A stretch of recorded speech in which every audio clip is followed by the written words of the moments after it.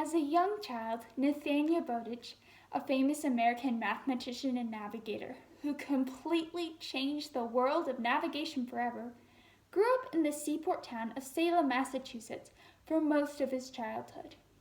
As his family journeyed the jostling journey of poverty, made worse by the poor Revolutionary War economy, Nathaniel Bowditch was educated in the village school and found a new passion.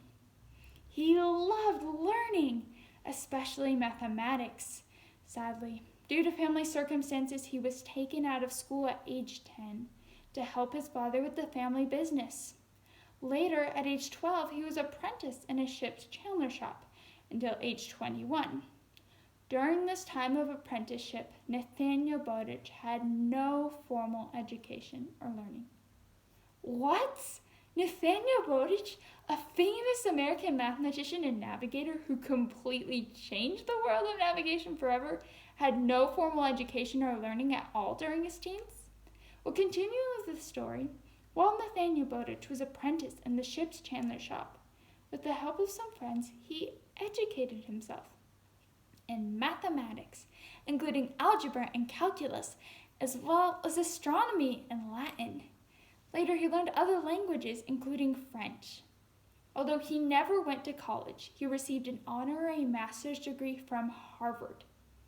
He became a famous American mathematician and navigator, even though he went without the necessary formal education, a full playful childhood experience, or even the opportunity to live with his family after age 12.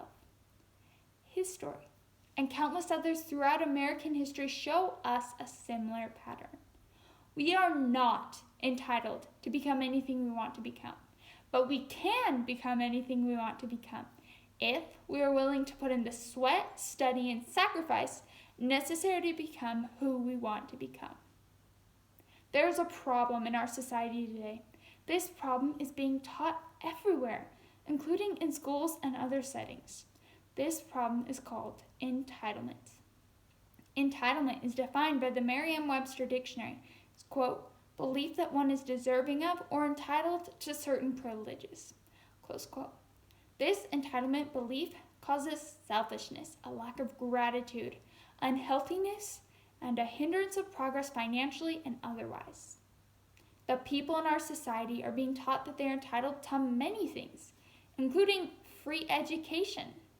In a study conducted in July of 2021, Pew Research found that, quote, among all U.S. adults, 63% favor making tuition at public colleges free, including 34% who strongly favor the proposal, close quote. The people in our society are being infected with this disease of entitlement.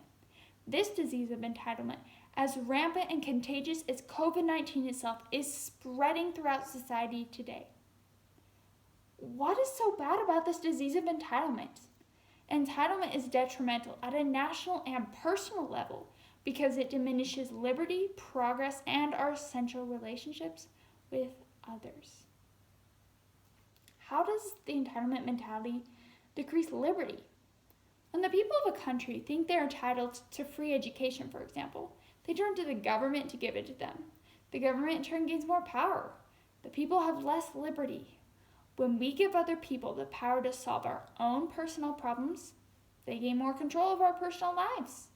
We have less liberty to act for ourselves and to be independent.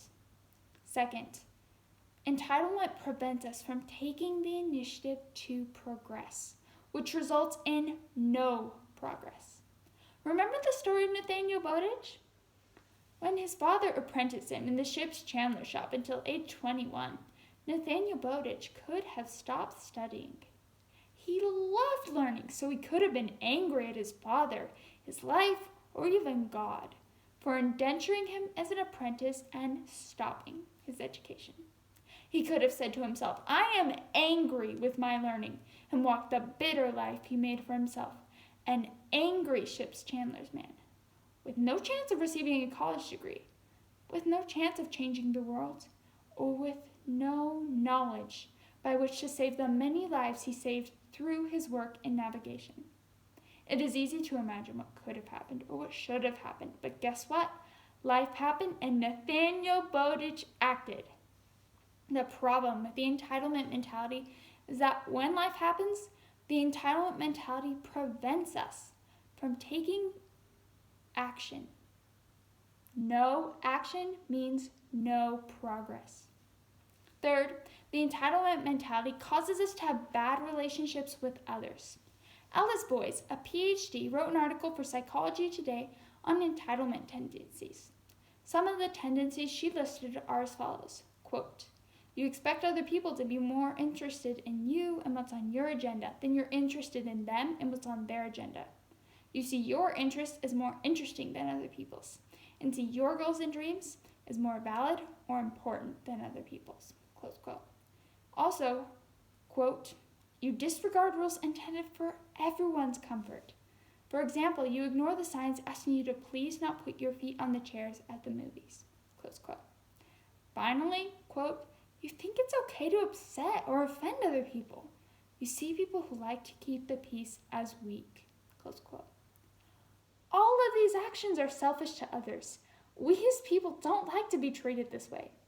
As we treat other people this way, we will have bad relationships with them. As we act entitled with others, we will have bad relationships overall. What can we do about this disease of entitlement? Where is the cure? Well, luckily, we already have a cure, right in our very grasp. To express it simply, as Brené Brown said, quote, what separates privilege from entitlement is gratitude, close quote.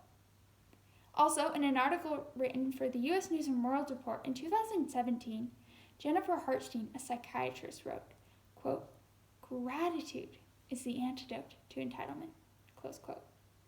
If we want to decrease and cure the disease of entitlement in ourselves and in our society, we need to increase our gratitude.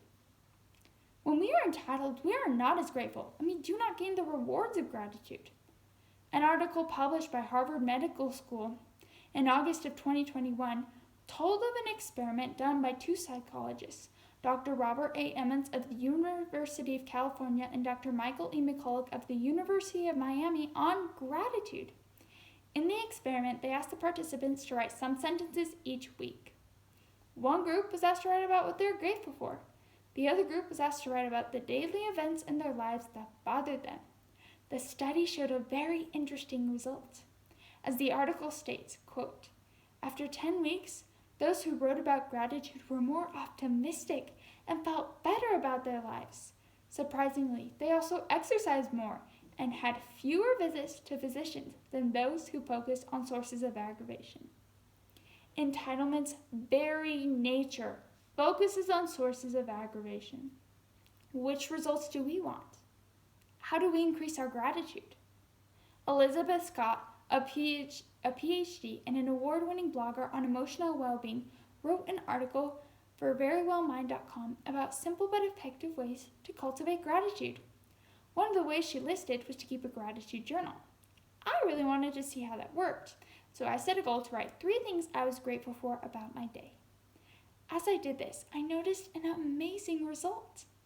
Every time I took the time to write down some things I was grateful for, I was so much happier and more grateful.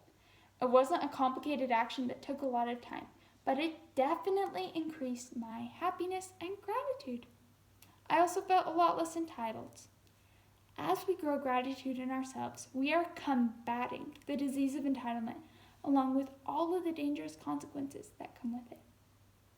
In the end, we come back to the beginning of this speech.